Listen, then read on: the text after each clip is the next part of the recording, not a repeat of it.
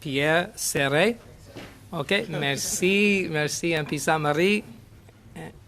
Alors, messieurs, mesdames les députés, merci beaucoup pour cette invitation. Invitation un peu arrivée à la dernière minute. J'ai été invité tantôt vers 2 heures.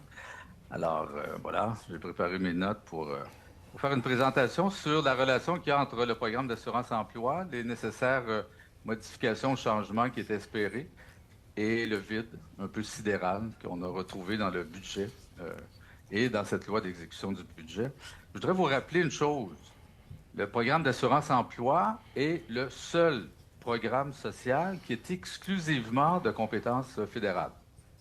On a même dû, pour créer le programme d'assurance chômage à l'époque, apporter une modification à la Constitution canadienne, parce que les programmes sociaux sont de compétence provinciale. Alors, on a créé, puis c'est très bien, en 1940, un programme d'assurance chômage, mais le gouvernement fédéral, et depuis pas mal longtemps, s'en occupe mal de son seul programme social dont il est exclusivement responsable. Alors, pourquoi il s'en occupe mal? Parce qu'il y a eu des mesures de compression importantes qui se sont imposées dans les années 90. Alors, on connaît l'histoire. Et ça fait en sorte de remodeler à la baisse ce programme d'assurance chômage, devenu assurance emploi en 1990, et de le soumettre à une espèce de carcan de compression qui fait en sorte que ce programme-là, il ne répond plus ni aux besoins, ni aux attentes. Je pense que je n'ai pas besoin de vous rappeler l'état dans lequel était le programme d'assurance-emploi au début de la crise sanitaire, en mars 2020, quand ce programme, dans la semaine du 16 mars, s'est littéralement effondré. Ça, c'est la réalité. Parce qu'on a un filet social, celui de l'assurance-emploi, qui est troué. Et c'est pourquoi le gouvernement fédéral s'était engagé, mais clairement, nettement, précisément, dans le cadre de cette crise sanitaire, à apporter des changements, à améliorer, à imposer ou à procéder à une réforme du programme d'assurance-emploi. Moderniser, en faire un programme du 21e siècle. Ce sont les mots du gouvernement. Ça a été les mots de ministre. Ça a été les mots du premier ministre. Je voudrais, par exemple, rappeler l'engagement du gouvernement, pas du gouvernement, du Parti libéral lors des élections de 2021. Renforcer le système d'assurance-emploi, le rendre plus inclusif, comblant les lacunes révélées pendant la COVID. Nous présenterons une nouvelle vision d'un système d'assurance-emploi moderne qui protège les travailleurs, etc. La lettre de mandat de la ministre, décembre 2021, une lettre de mandat, pour nous, c'est un contrat. Et ce contrat disait, si l'été 2022, mettre en œuvre un plan de modernisation du programme d'assurance-emploi adapté au 21e siècle. Établir un système plus robuste, plus inclusif, y compris pour les travailleurs saisonniers. S'assurer que le système est plus simple, qu'il répond mieux aux besoins des travailleurs et des employeurs. Alors, on a participé, le gouvernement a mis en place des consultations, de très, très nombreuses consultations, en 2021 et en 2022. Nous avons participé à chacune de ces consultations parce qu'on y a cru. On y a cru. Et on a eu des rencontres avec les plus hauts représentants du gouvernement canadien qui tous et toutes nous ont dit qu'il y aurait changement tel que prévu d'ici l'été 2022. Il n'y en a pas eu de changement. On a reporté ça à l'automne 2022, du mois de septembre au mois de décembre, du mois de décembre au mois de février 2023. Qu'est-ce qu'il y a eu dans le budget? Ben, il n'y a rien eu. Écoute, c'est un vide, il n'y a rien. Absolument rien dans le budget. Est-ce que les représentants du gouvernement qu'on rencontrait encore quelques semaines avant le budget, qui nous disaient que des changements annoncés seraient à l'intérieur de ce plan budgétaire, est-ce qu'ils nous ont menti? Je pose la question aux députés. Est-ce qu'ils nous ont menti? Je pense que oui. Est-ce qu'à eux aussi on a menti? Ça, je ne saurais y répondre. Mais il y a quelque chose qui ne s'est pas fait ici. Et en attendant, on a un programme d'assurance-emploi qui demeure dysfonctionnel, qui ne fait pas la job, qui couvre mal les travailleurs et les travailleuses quand ils ont besoin de recourir à ce programme. On ne souhaite pas le chômage de personne. Et en ce moment, la situation de l'emploi va très bien. Mais il y a quand même une partie de la population qui se retrouve en situation d'emploi précaire et qui parfois doit, entre deux emplois, recourir à l'assurance-emploi. Et ce programme-là, et surtout pour la partie de la population active qui travaille sous des conditions de précarité, ce programme-là ne fait plus le travail. Alors, qu'est-ce qui a triomphé ici? Quelles étaient ces promesses si longtemps, pendant des années, répétées à nous, à nos représentants, à la population? Pourquoi ce vide? Parce que dans le budget, il n'y avait rien. Sinon que ce projet pilote, parce que c'est un projet pilote visant les saisonniers, on nous a annoncé qu'il serait prolongé. Bon. Alors qu'en 2019, on nous disait, ce projet pilote, on va l'améliorer et on va l'inscrire à l'intérieur de la loi. Merci, Monsieur Ça n'a pas été Serret. fait. Merci. I just ask you to wrap up, please. Alors, Thank je you. répondrai aux questions tantôt. Je vous remercie.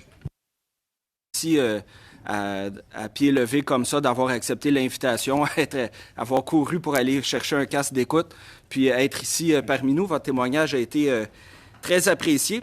J'aimerais soulever 4 enjeux avec vous. J'aurai plus qu'un tour de parole. Je ne pense pas qu'on pourra faire les quatre enjeux dans ce tour-ci. Premièrement, j'aimerais revenir sur la question de la réforme tant attendue, tant promise et qui n'arrive pas. Ça a été votre témoignage. Deuxième enjeu, il y a eu des déficits importants durant la pandémie. Le gouvernement a été là, a épongé les déficits, sauf pour la Caisse d'assurance-emploi.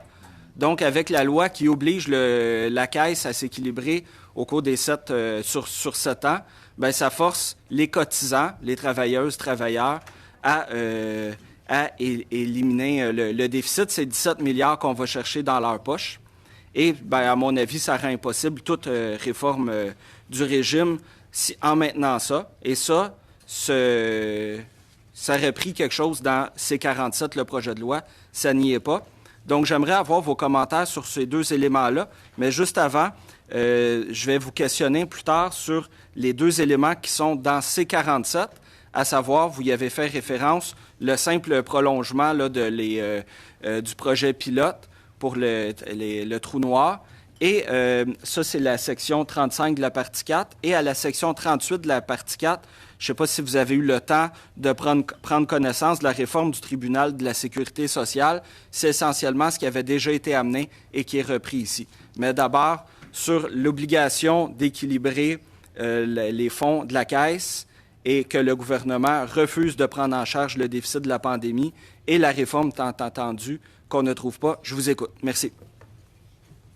Merci, M. le député. Et vous avez raison. Il y a un déficit à la Caisse, un déficit de crise. Ce n'est pas la première fois dans l'histoire de la Caisse d'assurance chômage ou d'assurance emploi que la Caisse fait un déficit suite à une crise. Et effectivement, ce sont les cotisations des travailleurs, travailleuses et les cotisations des employeurs qui financent le programme d'assurance emploi et qui vont donc résorber ce déficit. Et on avait prévu d'ailleurs que ce déficit pourrait être résorbé d'ici, selon les prévisions budgétaires, quand il y a eu l'année dernière comment on appelle ça là, à l'automne, un énoncé budgétaire, et il y avait aussi le directeur parlementaire du budget. On prévoyait résorber ce déficit d'ici 2026-2027 par une augmentation très minime du taux de cotisation, 5 sous par année pour se rendre à 1,83 $, et le déficit aurait été résorbé d'ici quelques années. Maintenant, dans ce budget, ce qu'on a vu, c'est plutôt un cadeau aux employeurs parce qu'on a décidé, et ce n'était pas ça qui était annoncé l'année dernière, on a décidé de geler le taux de cotisation à 1,63 $. Et de cette façon, le gouvernement se prive de revenus qui devraient aller à la Caisse d'assurance-emploi, et dans ce cas-ci, entre autres, pour résorber le déficit. Le gouvernement se prive de revenus à la Caisse d'assurance-emploi parce qu'il y a un maximum assurable, c'est-à-dire le maximum salarial sur lequel on cotise à l'assurance-emploi, qui est indexé à chaque année de quelques milliers de dollars. La dernière fois, le passage de 2022 à 2023, il n'a été augmenté que de 1 200 $. Ça, ce n'est pas un cadeau aux travailleurs parce qu'on vient topper, on vient maximiser leur taux de prestation, on vient le geler à un certain niveau. C'est un cadeau aux employeurs parce qu'eux doivent aussi cotiser à l'assurance-emploi et ils ont fait un grand lobby pour s'opposer, pour dire ne faites pas de réformes, ne faites pas de changements et n'augmentez pas le taux de cotisation, soit dit en passant. On paye le taux de cotisation actuellement, chiffre en main, le plus bas depuis 1982, depuis 40 ans. En d'autres mots, on se prive de revenus et on pourrait très bien, avec de nouveaux revenus et avec un peu d'imagination, plusieurs solutions ont été évoquées pendant les consultations. On pourrait améliorer ce programme, le remettre sur ses roues, réparer le filet social. Mais pour nous, je vais conclure ici, nous, on pense que le gouvernement libéral a cédé au discours conservateur sur la question d'améliorer ce programme essentiel dans la vie du monde des travailleurs. Monsieur le Président, donc, M. Serré, la section 35 de la partie 4, dans le fond, prolonge d'une année le projet pilote là, pour les 13 régions ciblées pour les prestataires saisonniers. Donc, du 28 octobre 2023, c'est repoussé au 26 octobre 2024. Dans votre allocution au départ, pour vous, c'était nettement insuffisant de simplement prolonger. Je vous écoute. Je vous remercie beaucoup, M. Sainte-Marie, de me poser des questions parce que j'ai l'impression qu'on ne parlerait pas beaucoup d'assurance-emploi sinon. En même temps, je peux comprendre la honte du gouvernement libéral de ne pas avoir procédé. Je peux comprendre la honte des conservateurs d'avoir imposé ces compressions dans les années 90, qui explique pourquoi on est poigné avec un régime aussi malmené. C'est avec des lois sociales qu'on aide les gens. C'est avec des lois sociales qu'on aide les gens. Alors, pour répondre à votre question précisément sur les tribunaux administratifs, il y avait de sérieux problèmes avec justement l'une des réformes des conservateurs en 2012 qui avait aboli les anciens tribunaux administratifs pour les remplacer par le tribunal de la sécurité sociale. Et il y avait de véritables problèmes. Problèmes de nomination. On nommait les petits amis. Problème avec les délais. On attendait des mois et des mois avant de passer en audition pour recevoir une décision encore avec des mois d'attente. Donc, il y avait des décisions d'arbitres qui se prenaient pour des juges de la Cour suprême. Alors, il y avait de véritables problèmes, il fallait les régler. Est-ce que le Conseil d'appel, le nouveau tribunal administratif prévu qui va être mis en place, va pouvoir suppléer à ces problèmes qui ont été soulevés? Ben, mon Dieu, tant mieux. En même temps, tribunal pour tribunal, le véritable enjeu, il n'est pas là. Le véritable enjeu, c'est de procéder à une réforme du programme d'assurance-emploi. C'est des lois sociales qui vont réparer le filet social et qui vont mieux protéger les gens qui sont en situation de précarité dans le monde du travail. Ça a été soulevé à plusieurs occasions. Il y a 35 de la population active qui travaille sous des conditions précaires. Il y a 20 de la population active, c'est-à-dire environ 4 millions de personnes, aux 2 tiers des femmes qui travaillent à temps partiel. Un autre 15 qui travaillent sous des conditions saisonnières, temporaires, sur appel, horaires brisés. Et ces gens ont besoin d'un filet social pour les soutenir quand ils se retrouvent en situation de chômage. Quant au programme sur les saisonniers, je rappellerai la promesse du gouvernement libéral qui était non pas d'en perpétuer un projet pilote, mais d'en faire un programme amélioré, inclus à l'intérieur de la loi.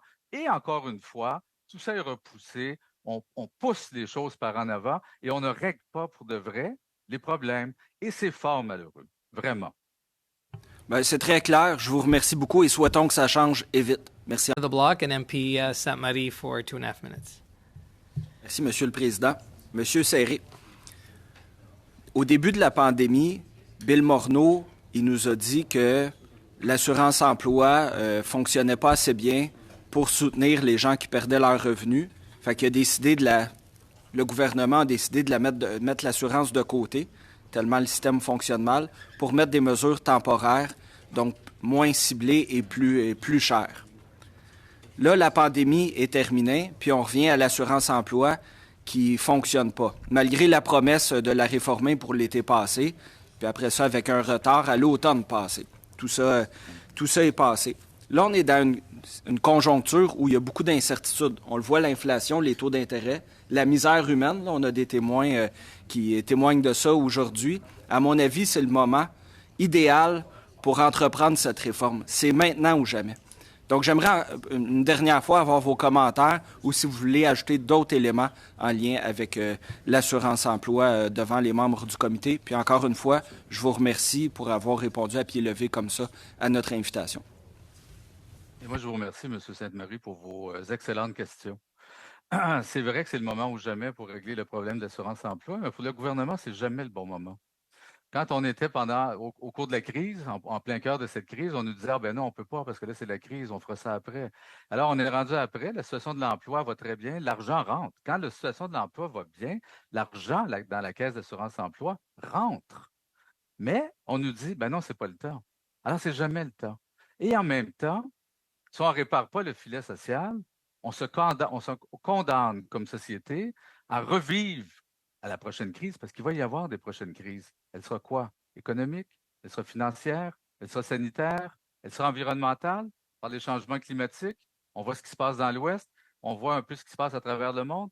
Ah, il va y avoir des prochaines crises. Et si on ne répare pas le filet social, on se condamne à revivre exactement les mêmes problèmes qu'on a vécus il y a quelques années. Rappelons-nous que le Canada est le seul pays au monde où le régime d'assurance chômage a fait défaut. Partout ailleurs en Europe, aux États-Unis ou dans d'autres pays, c'est le régime d'assurance chômage qui est intervenu pour aider les gens pendant la crise. Ici, ce programme, ce filet social dysfonctionnel s'est effondré. Il faut réparer. Et ce n'est pas avec la charité qu'on règle les problèmes. C'est avec des lois sociales. C'est en bâtissant un État fort et avec des lois, un modèle de loi sociale pour aider les gens. C'est comme ça. Et c'est ça que l'histoire nous apprend. La charité, c'est le 19e siècle. Les lois sociales, c'est le 21e, c'est le 20e et le 21e siècle. Et c'est dans cette direction-là qu'il faut aller. Et c'est pour ça qu'on interpelle encore le gouvernement à réparer le filet social.